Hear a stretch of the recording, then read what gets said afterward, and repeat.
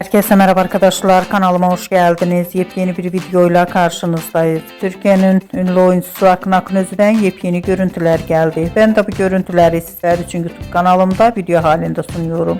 Umarım beğenirsiniz. Arkadaşlar, videomu beğendiyseniz kanalımı izlemeyi ve bildirim butonuna basmayı unutmayın. Şimdilik benden bu kadar olsun. Yeni videomuzda görüşmek üzere. Hoşça kalın.